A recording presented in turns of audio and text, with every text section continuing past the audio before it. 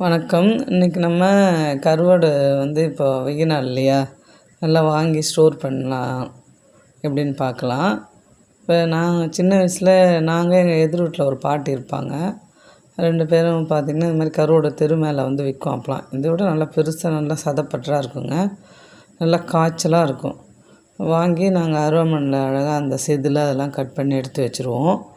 எடுத்து ஸ்டோர் பண்ணிவிட்டு தேவையானப்போ யூஸ் பண்ணிப்போம். அருவாமனை பண்ண முடியாத எங்களுக்கு அறிய தெரியாதவங்க இது மாதிரி சிஸ்ஸரில் நீங்கள் அழகாக அந்த செதிலெலாம் கட் பண்ணிடலாம். அதே மாதிரி அந்த தலைக்கு கீழே இருக்க குடல் பகுதி தலையை கட் பண்ணி போட்டு அந்த குடல் பகுதி சைடில் இருக்கு இல்லையா, அந்த குடல்லாம் கட் பண்ணி போட்டு அதுக்கப்புறம் சின்ன சின்ன துண்டாக நீங்கள் கட் பண்ணி வச்சுக்கோங்க.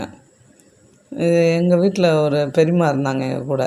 அவங்க கிராமத்துலேருந்து வந்தவங்க. அவங்க என்ன பண்ணுவாங்க, அந்த கருவாடை சுட்டு சாப்பிடுவாங்க. அந்த சுட்டு அவங்க சாப்பிட்டு எனக்கு ஆசையாக இருக்கும். நானும் சாப்பிட்ருக்கேன் அப்போ சின்ன வயசில். இப்போ எல்லாம் சாப்பிடல.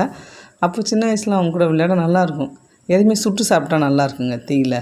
வேர்க்கடலையும் சரி, மாங்காய் கொட்டை இதெல்லாம் சின்ன வயசில் சாப்பிட்ருக்கீங்கனால நல்லாயிருக்கும் சுட்டு சாப்பிட்டா.